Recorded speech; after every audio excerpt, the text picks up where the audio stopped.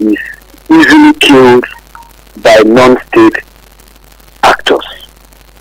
Unfortunately, it continued to linger on. Don't forget, in Zulmi, Zamfara State, man-resistant vehicle, which is called APC Armored Personnel Carrier, was ambushed by Bello Turji boys, where, according to the officers and men, that they were advised to retreat and abandoned the armored personnel carrier there, that the Bello Turji boys later claimed victory because they left, of course, in the abandoned armored personnel carrier. The issues are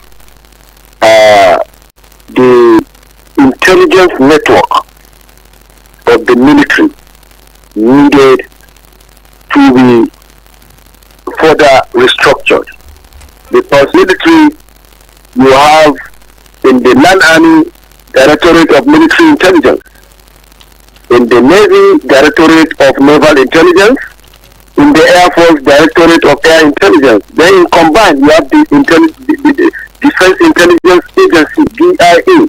What happens to their jobs by way of disguising? There is a story of how an Indian major spent 3 months in the camps of enemies in Pakistan, all in the quest to know how they operate, the routes they follow, and how they do it. He dressed like a terrorist, behaved like them. In fact, even did some skeletal activities with them. It was through that intelligence the Indian army gathered that at the time the Indian army carried out onslaught against those terrorists, tormenting their border areas. It was used in our own swap, and you are taking it lightly. Now, let me come to the issue of what they are attributing to it. For the cause, what happens to laser lights that are attached to their guns?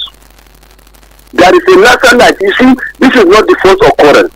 At the commencement of the onslaught against insurgency, they faced similar problems where they had to complain that they don't have laser light. Laser light enables them to see the enemy from afar in the night, when there is no sight, when there is no, So the issues are, it means some of the weapons they use are obsolete. American Marine cannot tell you because of darkness, and he knows he's on onslaught. There are certain things made this to be possible. We've had enough of ambushes. That is to tell us, that is to show that there is disconnect in intelligence gathering, sharing, and all of others. So I think they need to collaborate. The police, who are in charge of internal security, have criminal investigation department. In every remote part of this country, you have police outposts, you have division headquarters. This is the time for the police. They are also involved in the joint task force in Borno against insurgents to also use their best, including the DSS, so that the intelligence officers in disguise will be able to penetrate these areas. So whether it is clear for them to go or not, even though I know sometimes they are afraid of casualties, but air component group of the Air Force can also carry out air onslaught, even though sometimes they record casualties. But what happens to the U zones? Before any movement, they ought to have dispatched drones, 8-hour drones, which I know they have, to monitor the area. Is it conducive for us to move now? If it is not, you leave it. So I think it is rather unfortunate. They need to strategize in order to avoid ambushes. All right, comrade. I mean, I like to take a lead from what you said about collaboration, but over time, it's been like the focus, when it comes to collaboration, has to be internally driven, right? But don't you think it's about time we seek international collaboration? in the fight against insecurity or insurgency in Nigeria. You rightly made mention of the fact that the ISWAP group, for example, is such a dreaded group. And even though it has been proscribed, a terrorist organization, these people, they've not even relent, in their efforts in trying to, renew their onslaught, on our security operatives. Don't you think it's about time we welcome some sort of international collaboration? Well, the division isn't enough. It's just like saying your best isn't enough. And like I mentioned to you, the different intelligence arms of the three arms of the armed forces, then to our extension, like the civil security, I also mentioned there. In the onslaught against insurgents in northeastern part of Nigeria, particularly Maiduguri, all of them are involved. But the most shameful thing is that we have in the same Maiduguri the Joint Task Force. We have 7th Division of the Nigerian Army. We have theater commands. What is happening? So the issues are, at this time, they need collaboration that are taking place in the past. During Muhammadu Buhari administration, when Air Marshal Sadiq was Chief of Air Staff and Lieutenant General Burake was Chief of Army Staff, that collaboration was there, including Mopol. Was they not in the same place that a CSP of a mobile police, even though it was an internal fight, got blinded? They were also involved in the fight, even in Yobe and all other parts of the northeastern states. So the issues are, they should intensify more, particularly on intelligence gathering and sharing. There is no law that says if it's the army that gathers intelligence, shouldn't share with DSS. Or if it is DSS, they shouldn't share with police. If it is police, they shouldn't share with the armed forces as a whole. But sometimes they hold these information and intelligence reports because they want to show superiority. It is me. Today, that's why you see there is no joint press conference. You only hear tomorrow Air Force say I recorded this, next tomorrow DSS, next tomorrow police. It ought not to be. In international arena, when they are carrying out onslaught, it is the glory go to even the combined joint forces. For example, when there was fight from America, Operation Desert Storm against Iraq, the glory was not going to the U.S. Navy, Air Force or Army. No. The combined armed forces. Every time you see the then Chairman, Joint Chief of Staff of United States Armed Forces, retired General Colin Powell, say salute to the gallant armed forces of the United States of America. So it should be armed forces and security forces as a whole. The glory should go to them, not to one particular one.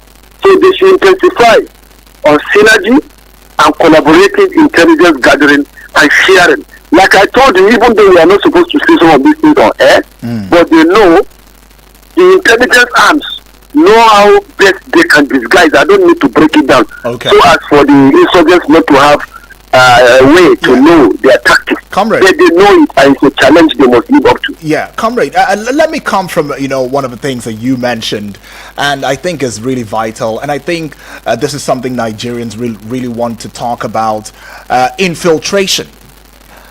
You mentioned giving an example with the Indian Army, where is it a colonel or something infiltrates the camp, right, so that he or she can gain certain information which will be relevant in the near future, to neutralize these bandits' hideouts and terrorism, activity. But then it's saddening and shameful as many Nigerians are beginning to see the loopholes within our own security structure. You mentioned the fact that there is this idea of individualism and there's no communalism, where they're supposed to say, this is our success, to harmonizing thoughts and all of that. Even though some security experts will beg to differ from the place of there is intelligence gathering. I mean, we've said it on radio, we've said it, on different platforms. You have been an advocate of intelligence gathering for a time, long enough for the military to understand what intelligence gathering is supposed to be, what the priority should be about working in unionism and not individually. Now, to my point of thoughts now, don't you think that there is an infiltration coming from the terrorists, which is just one, because I'd like to see the terrorists categorize them as one, right? Infiltrating the of military heights or military tenants. That's talking about the Army, the Air Force, the Navy, and even other military levels.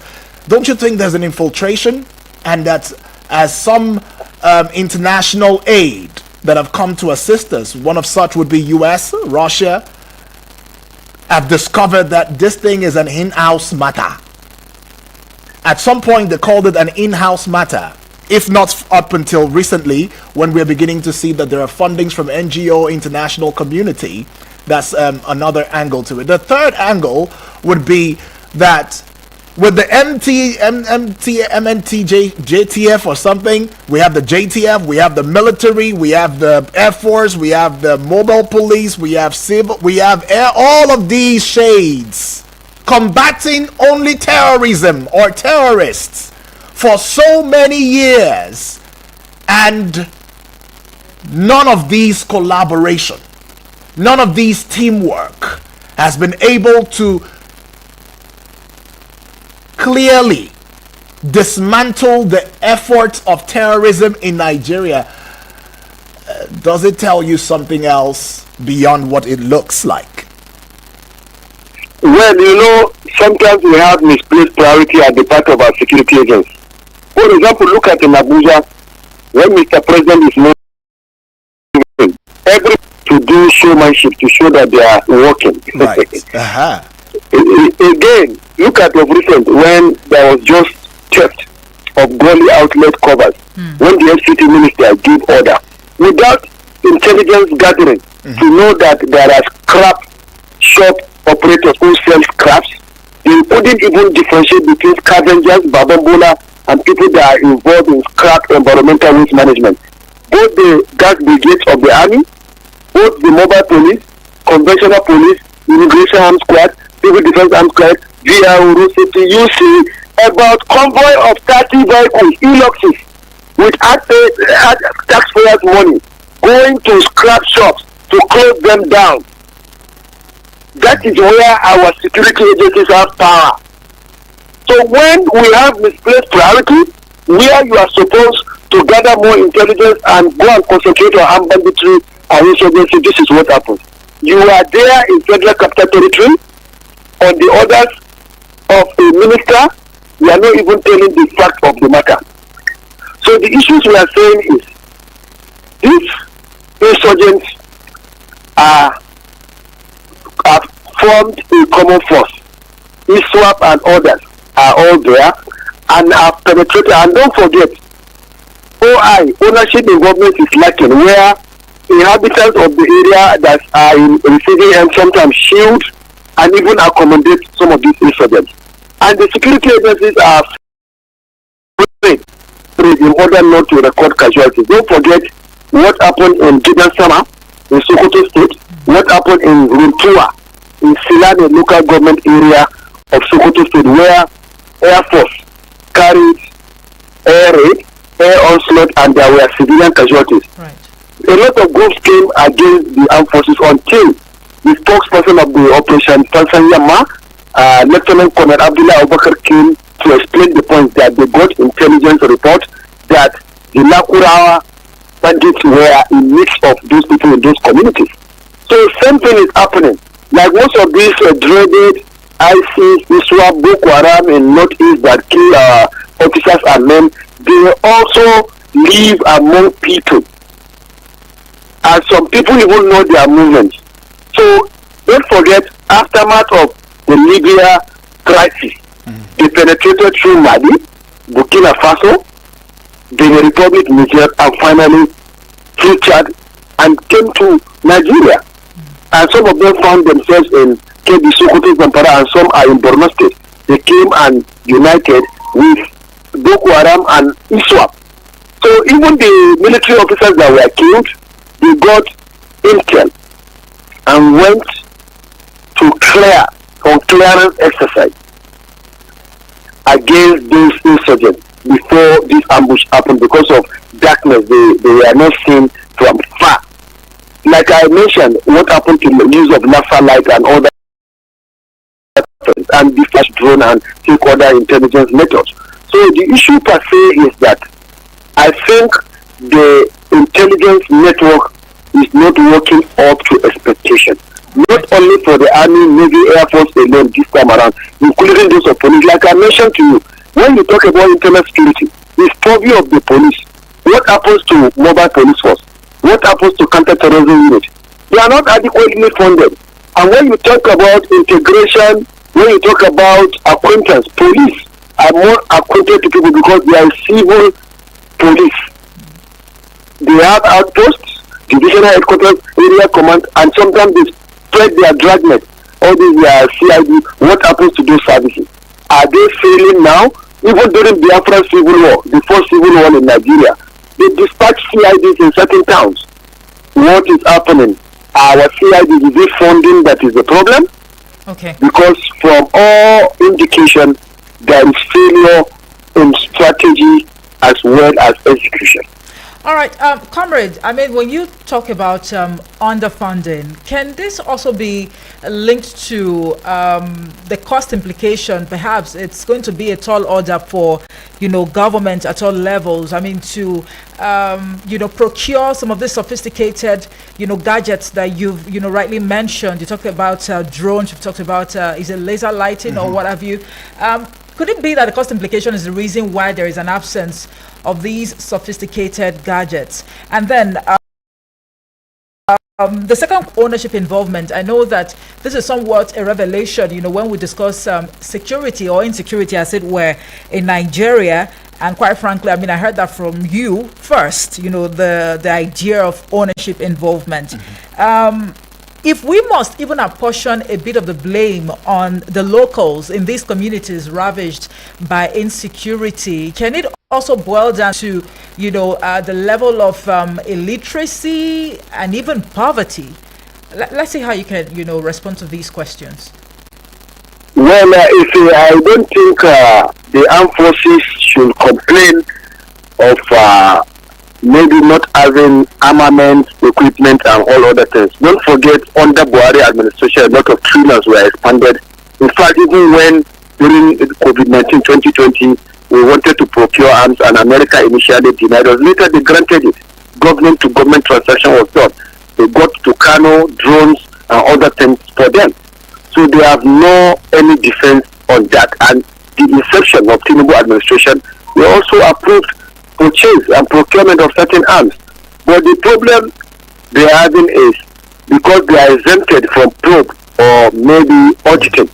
So sometimes maybe lack of getting to, even after the commissioning, lack of getting to know what are the catchment of arms that they have procured also contribute to this problem.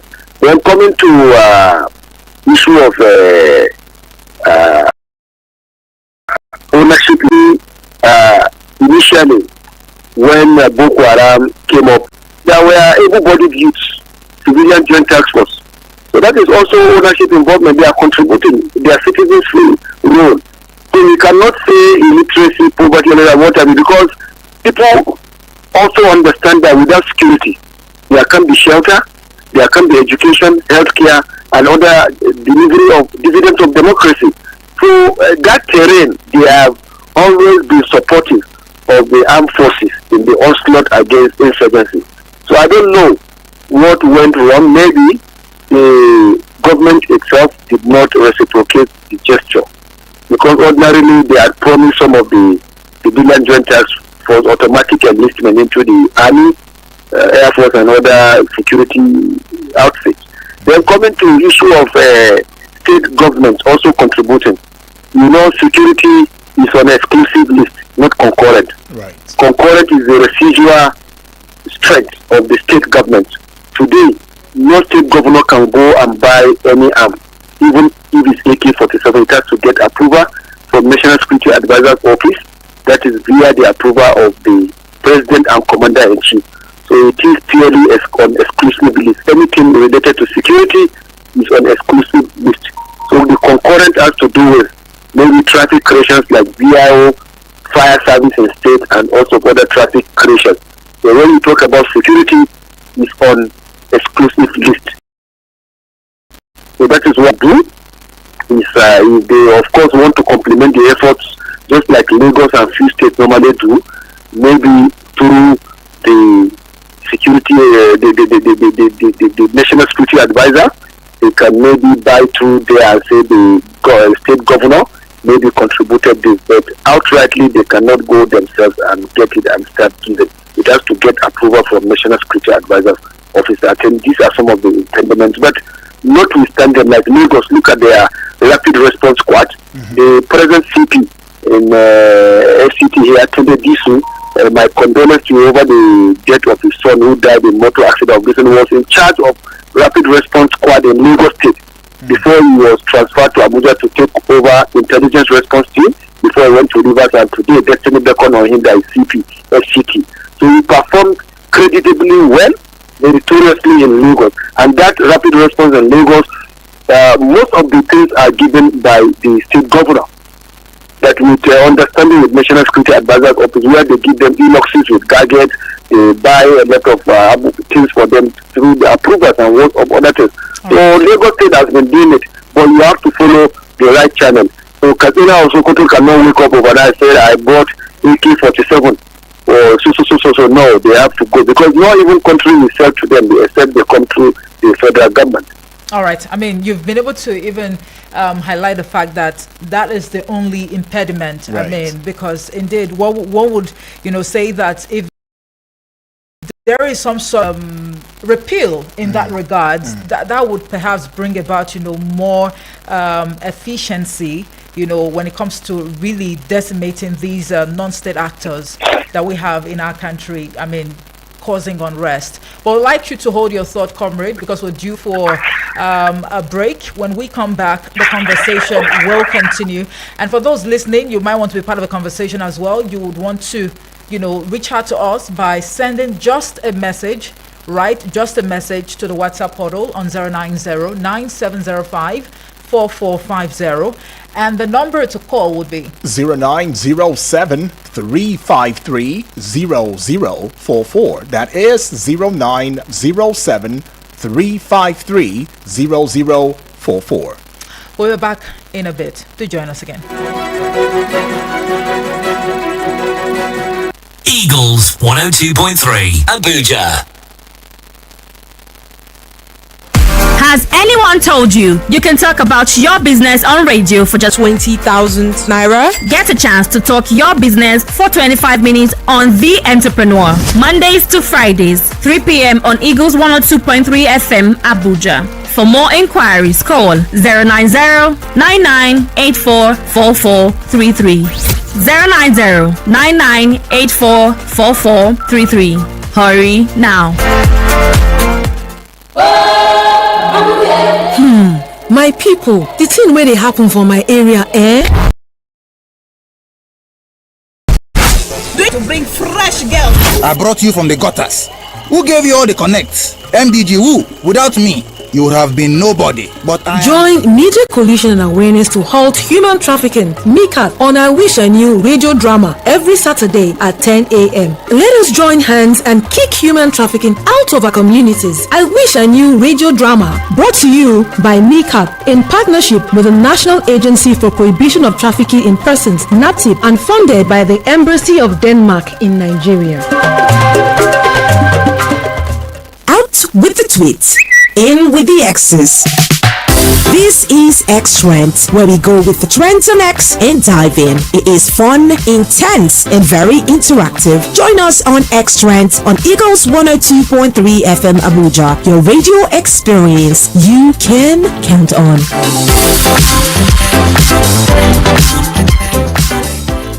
Eagles 102.3 Abuja.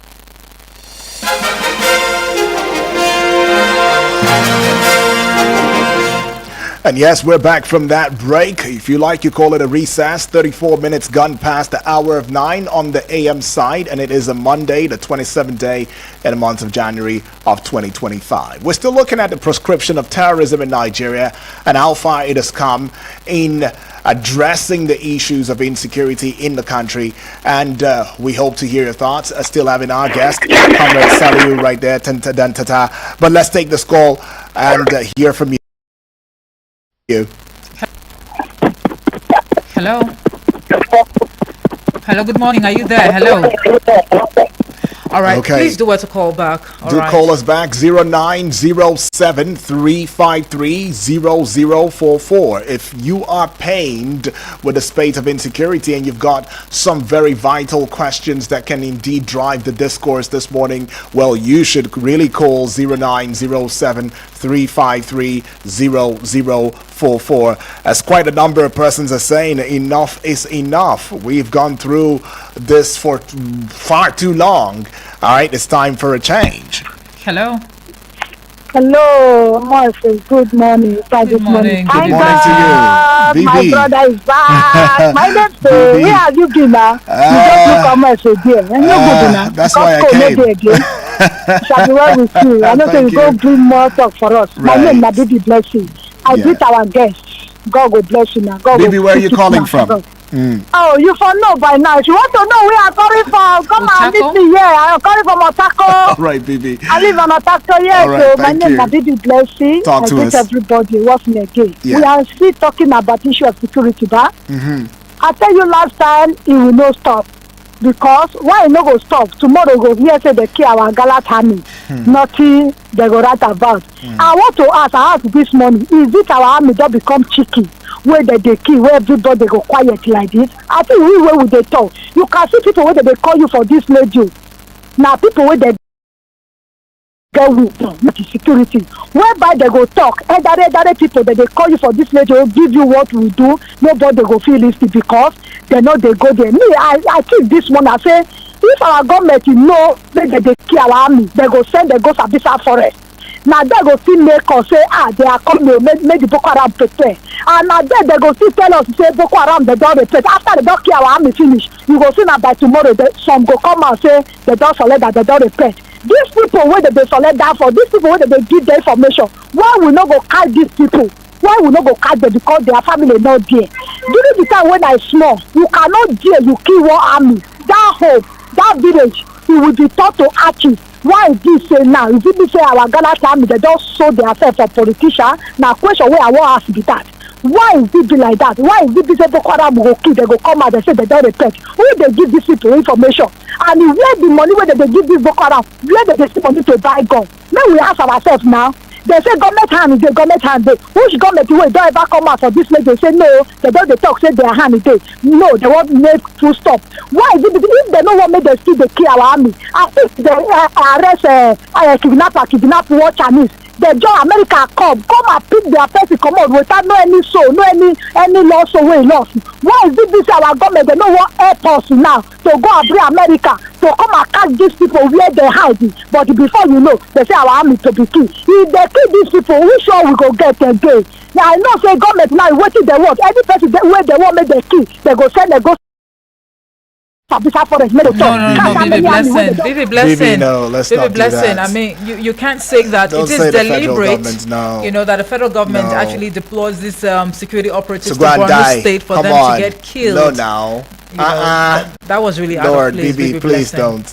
But I understood your pain, your hurts, and your concerns. Well, Comrade Saliu, you see how Nigerians are really venting about what's going on. I mean, to the point where some are even believing that there is a connivance, there is a deliberacy from the place of the governments to just send soldiers to their, demise and all of that. And then if you also look, let's just go take this one. We'll get back with you. Then you give your thoughts on these concerns. All right, we lost that one, that call right there. Please do well to call back. Well, Comrade Saliu, I don't know, because every time I think about this, it really hurts. It pains me, and I feel like we are in a cubicle, in a cone, and we cannot find our way out of it. But let's hear what the family members got to say. Hello, good morning. Yes, good morning to you, Omo Efe, and good morning to you, Dr. Yudi. Good morning to you, Omotayo. Good morning to our guest. Thank you so much. Yes, this is Omotayo reaching you from Galadimawa this morning. Omotayo. Very quickly, all protocols duly observed. Right. You see, our guest has spoken very well, eloquently well, and I salute the last caller, Bibi Blessing. You see, she gave, Dr. Yudi, her point so much so that, look, it's not as though I want to join her in saying that the government does this deliberately. You see, but when they say the government has a hand in these things, and then the government has not come out to refute that statement, what does that mean? If government has a hand in insecurity, they say if an insecurity go on for more than 24 hours in a nation, it means the government has a hand. I mean, more than 48 hours, sorry. More than 2 days. It means the government has a hand. They have not come out clearly to refute this statement. That is why the insecurity cannot stop. So when the government cannot deny the fact that they have a hand in insecurity, then what do you think? Sending somebody's child, somebody's children. Look, their own children are not in the Grand Army. Let's tell ourselves the truth. So if you want to refute that statement, you want to say, well, she doesn't have a point. She's directly blaming the government. Their children are not part of those who go there to die. And those who die, we don't sympathize them the way we sympathize their own children or their own families or their loved ones when they're involved in kicking the bucket and all sorts of that. You see, look, the Nigerian Army's life is not valued, and we are not ready as a country for the change. Let me tell you why I say so. When they brought out the list of Boko Haram sponsors, I mean these insurgent sponsors, till today, what has happened to those lists? The people who were, I mean, we are not ready, sir. We are not ready, sir. There are some of them in our political space today who were previously accused, and it was clear they were first in their house, eating in the White House, I mean the government house. Today, those people are part of our leaders. They are part of our top leaders today. When they were in state, the Boko Haram member was found with them. I mean, this Boko Haram were declared wanted by the country. This Boko Haram member was found in the government house with a sitting governor. So today, that governor is part of our leaders. And look, we are not ready, sir. Okay. When we are ready, we would know. We cannot continue to beat around the bush and waste our time. Prefer solution for people who will not do it. Look, we said it before. This is a conduit fight for them to earn more. Okay. When they release more funds to fight insecurity, they earn more because this funds doesn't channel properly. They don't use it for what it's supposed to be used for. Nobody asks them any question. Omotayo, thank you so much for your contribution, right? But we'll just have to let you go now because of time. Thank you. Well, Comrade Saleh, you heard it. That's the situation on ground.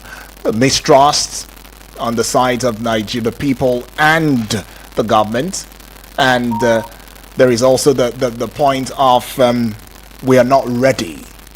We are not ready. We know where the problem is. We are not ready, and this is where we are today because we are just playing politics with this entire thing. Can we take this call? Yeah, we should. Hello, good morning. Thank you, Princess. Barrister Obasanjo. Good morning. Good morning to you. Obasanjo. It's good to hear your voice this year. Thank you. Obasanjo for the state. All right, straight to the point, Obasanjo. Let's get it. Yeah. That is why I concur with Atiku Alhaji Atiku Abubakar. It's lack of punishment. It's the corruption hinder us not to fight this fight. Corruption in the security sector, corruption in the political sector, the cycle of it. I am telling you, Barrister, the manner or the way there's insecurity in the country is lack of discipline. The loyalty has made us the insecurity situations, killing our people, killing the military, killing the police, killing the DSS, killing whatever paramilitary that you see. It's the loyalty, political will has entered inside. Okay. And we got to come in and kill that political what is it called? Love. Why? Because some of the security personnel are working with the president today. if you are not with the cycle of president, they will not allow you to do. If you are not what do you mean? What do you mean? The president's disciple. If you are not his disciple, then you will not be allowed to do what exactly, Obasanjo? Yes, thank you. What I mean over there, like the chief of army staffs today or the DSS today, if some of the few people disagree on this, on what Mr. President is trying to fix, when some people disagree on that, you will see the security now will not allow it to affect or to be. That is the real reasons of it. The corruption in the security cycle has killed Nigeria, has killed the security problem in this country. If some people came out to share their view, this is where to go. You will see there's nothing to write home about. Right. People will disagree on that, and the president will disagree, the government will disagree. Okay, Obasanjo, so that we don't keep our guests waiting. Appreciate though. Right. So, Comrade Sali, you've heard quite a number of voices right there. There's also the place of conflicting interests now in the place of the high echelons, the corridors of power. How do you respond to all of this, comrade? Well, in the first place, let me clarify that internal security is the purview of the Nigerian police.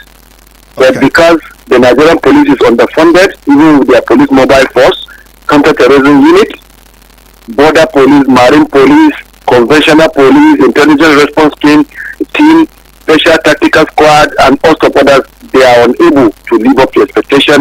Hence, the assistance and complementing of their efforts by the members of the armed forces. General Sani Abacha of blessed memory said during his administration that any insecurity that persists or exceeds 48 hours has the hands of government. Do you agree with that? Right. You agree with that? Yeah, I agree with that. There is internal conspiracy in this insecurity because some people are feeling fat, even though it remains an allegation that stands to be substantiated. But the issue is, like what that woman said, the only aspect I don't agree is where she say government can plan it, blah, blah, blah. There might be some bad eggs in the government, not government itself. Because when you talk about government, it's all inclusive. Even you are part of the government, the players are part of the government. And you know, during Jonathan, he once affirmed that in his government, some ministers, some heads of security, HLOs are even members of Boko Haram. You remember that, and that was a commander-in-chief. So in a way, we cannot rule out conspiracy, compromise, and the entire security, not Army, Air Force, Navy alone. It could be in the police, GSS, and also other things. Just day before yesterday or yesterday, a military personnel was accosted and arrested with arms. He was on welfare pass. You know, for a military, especially the army, to get out of the cantonment, which is barracks, you need to get a pass. Maybe if you are going somewhere and you are going to stay up to a day. So he was given a welfare pass, and here he is with arms. So you can see. So a lot of them were arrested in Zawara, ferrying arms and weapons to some of these non-state actors. But comrade, for those who have compromised, right, agree there are bad eggs everywhere. In the case of this officer that was arrested, can welfare? Poor welfare should not be a basis for you to go and engage in sale of arms. You get my point. It's lack of, I would say, lack of you get my point. It's lack of, I would say, lack of selflessness and patriotism. Because selflessness and patriotism. Because there are countries whose Burkina Faso were able to carry out French military base in French military base in compare the armed forces and security agents of Nigeria with these smaller African countries. Look at small Niger and Chad. When they invaded the presidential villa of Chad in N'Djamena, it was some of the security forces, presidential guards even, that dislodged them. Can our own artillery in the villa, our own police, mobile police 24 in the villa, DSS and gas brigades, repel invaders? Are they ready for that? You see most of them carrying fat stomach, clean uniform. They are working with president, enjoying chicken and what have you. Are they ready for combat? These are the issues. So that woman has a point. Let me tell you, NDA Defense Academy, they train regular cadets for up to 4 years. Before it was 5 years, before they reduced to 4 years, before they do personal parade, naval cadet, army cadet. Police Academy train cadet officers who later get people as assistant secretary of police unconfirmed. Similar thing goes to DSS, immigration, custom and others. Then you now say you cannot face non-state actors that are trained for 2 weeks in shambles.